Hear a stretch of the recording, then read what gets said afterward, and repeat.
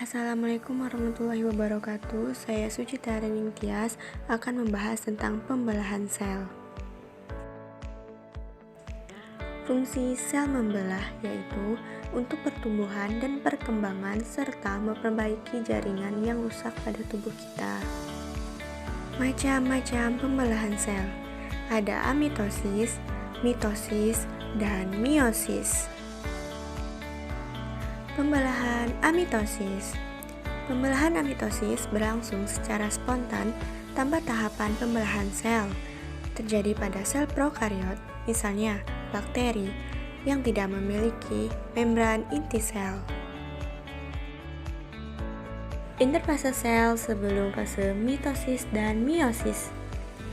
Pada tahap interfase, padang sel dianggap dari proses pembelahan. Meskipun demikian, sebenarnya tahap interfase merupakan tahap yang aktif dan penting untuk mempersiapkan pembelahan yang terdiri dari fase gap 1 atau G1, di mana sel-sel belum mengadakan replikasi DNA, sehingga DNA masih berjumlah satu salinan.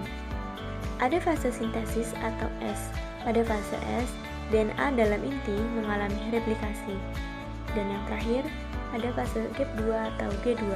Pada fase G2, replikasi DNA telah selesai dan sel siap untuk mengadakan pembelahan. Nah, selanjutnya kita masuk ke pembelahan mitosis.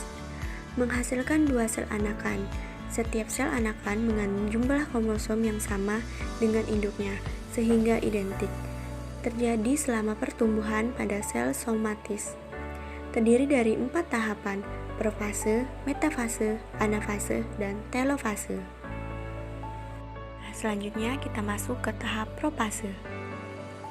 Tahap propase ini merupakan tahap yang paling lama pada pembelahan mitosis. Terdapat beberapa ciri-ciri pada tahap ini, yaitu DNA dikemas menjadi kromosom, kromosom tampak memendek dan menebal, sentriolnya membelah dan menuju kutub yang berlawanan, terbentuk benang spindel, dan membran nukleusnya akan lenyap.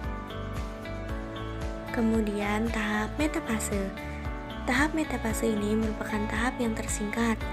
Kromosom bergerak ke bidang ekuator. Kromosom terletak di bidang ekuator agar pembagian jumlah informasi DNA kepada sel anak rata dan sama jumlahnya.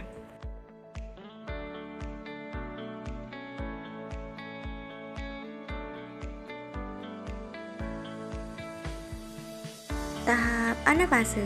Pada tahap ini, masing-masing sentromer mengikat kromatik membelah bersamaan.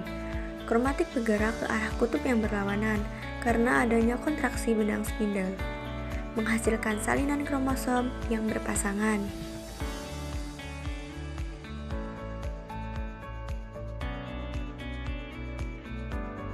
Nah, ini merupakan tahap yang terakhir, yaitu tahap telofase.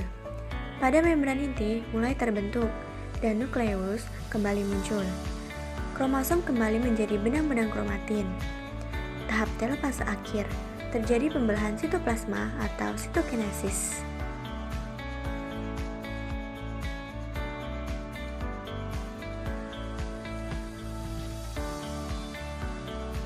Sitokinesis merupakan pembelahan sitoplasma, pembentukan sekat sel baru.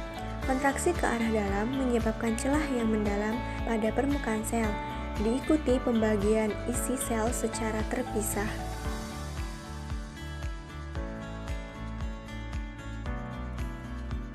Nah, yang selanjutnya kita masuk ke pembelahan meiosis.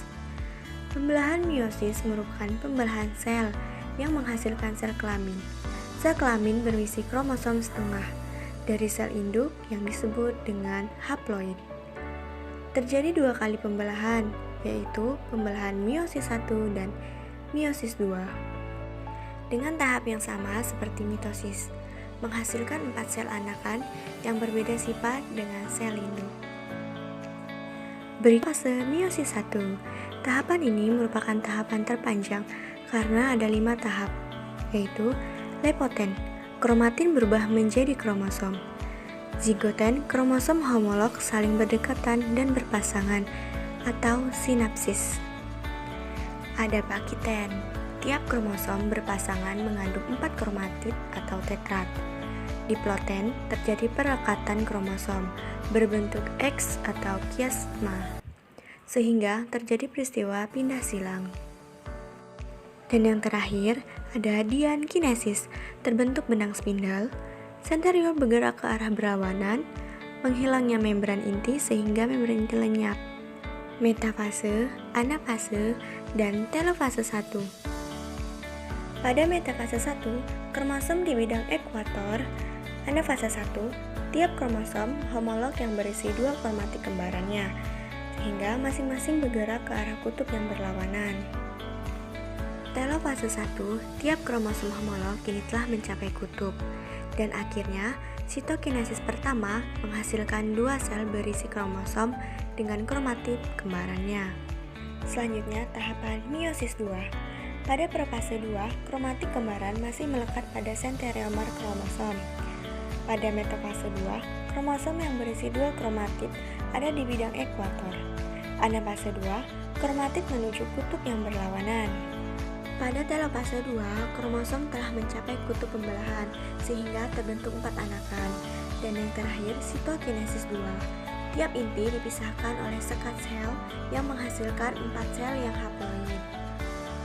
Dan itulah tadi hasil penjelasan saya tentang pembelahan sel. Lebih dan kurang saya mohon maaf. Wassalamualaikum warahmatullahi wabarakatuh.